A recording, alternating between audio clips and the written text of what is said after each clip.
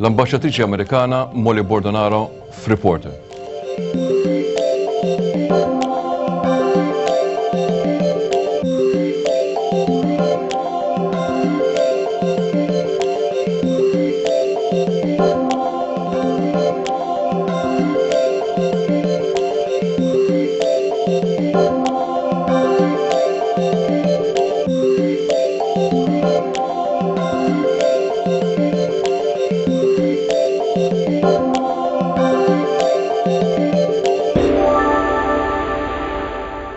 Thank you for coming to Reporter. You are here now for quite some time. Technically speaking, you're coming to the end of your term, but who knows? What has your relationship been to the Maltese community and also the administration of the day? I think the answer to both is that it's been a great relationship. We've been here now more than 3 years, and with the Maltese community, we really feel like Malta has been our home for the past 3 years, and we have so many friends and so many connections that even when we leave, no doubt will continue to be a part of our lives. With the Maltese government, the relationship has been very good. I would say that the relationship between the United States and Malta is very strong. We've been able to accomplish a number of things in the past 3 years. The conclusion of the double taxation agreement, the announcement of an ongoing refugee resettlement program. We've seen increased investment in commercial American commercial interests in Malta, and we're coming to the possibility of concluding the visa waiver program as well. The letter, possibly we might speak about the refugee issue, the visa waiver program, right? This visa issue. Yes. What are the advantages to the Maltese in general? Well, clearly the biggest advantage is that Maltese will be able to travel to the United States without a visa. It also is very symbolic of the closeness of our countries to be able to have free movement of people between our two countries. And so while it removes possibly one step to travel or an inconvenience in terms of getting the visa, I also think symbolically it's very meaningful as well. But this also meant that Malta had to sort of shall I say, not accept, but rather be understanding with regards to some of your country's demands with regards to intelligence and issues related to terrorism or threats of terrorism. Is that so? No, there are some. Last May we signed a memorandum of understanding where we outlined the steps to joining the visa waiver program. This is the same for the current visa waiver countries. But these are the same kind of things that Malta undertook in order to join the Schengen zone. And many things like the issuance of a biometric passport was already being required by the EU. But these are all things that obviously make the movement of people between two countries without a visa as safe and secure as possible. The issue of refugees. Here we're talking to a representative of a country which has gone through quite a lot with taking migrants over the years. And also the issue of diversity. Definitely there are more issues to tackle, but it is a success story when it comes to the United States. This issue of refugees, how helpful will it be to Malta? Well, let me just first answer that you're right. The United States is a country that has been built by immigration, and we are a country as a result that is very diverse, and we find great strength in the fact that we are very diverse.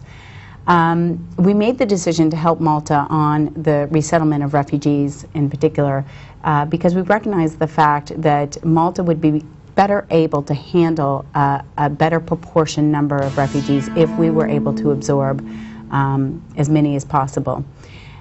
From May until the end of this year, we will have resettled around 200 refugees, but we are greatly expanding this program next year, and it will be continuing on an ongoing basis. The migrants issue obviously is one aspect of relationship with the United States. It's a very small issue. Let's talk a little bit about money matters. I mean investment. How real is this possibility of really having investment from American companies in Malta? Well, it's very real. American companies are already here. They're already here in a very meaningful way. In fact, 1 out of every 50 Maltese workers currently work for an American firm, and that's not even counting the numerous franchises, hotel franchises, and other entities. So American investment is already here in Malta, but American firms are increasingly looking at the attractiveness of Malta now that they're a member of the EU, part of the Eurozone, continuing to exceed expectations for the American firms that are here in terms of the quality of the workforce. English speaking is also of benefit. So American firms, we're seeing from our commercial section in the embassy more activity probably in the whole 3 years that I've been here, increased interest from American firms.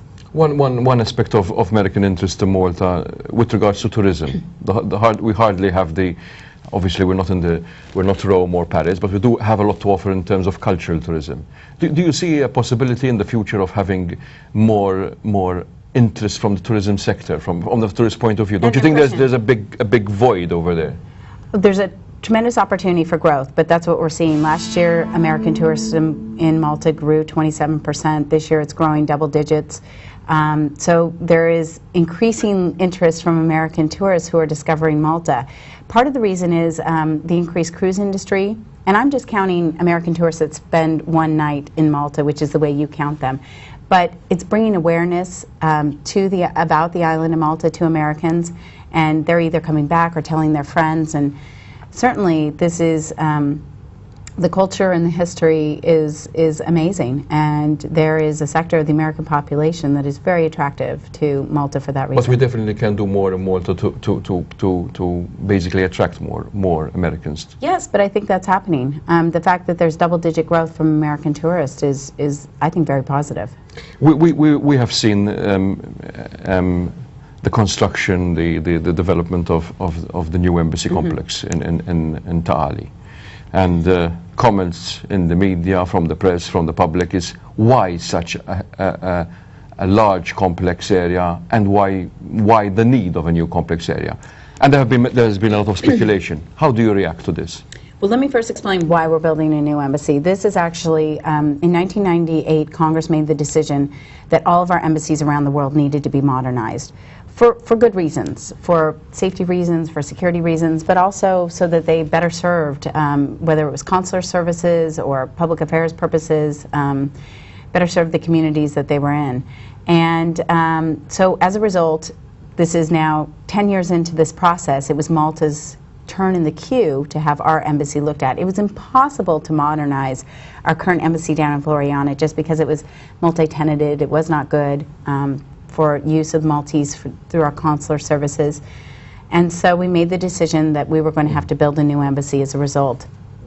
We found the piece of land in Ta'ali, and the actual embassy that we are building is almost the same size as our embassy down in Floriana. So our actual embassy is not any bigger, but we're also co-locating our warehouse that we have to store furniture for our diplomats. Also our marine house will be there.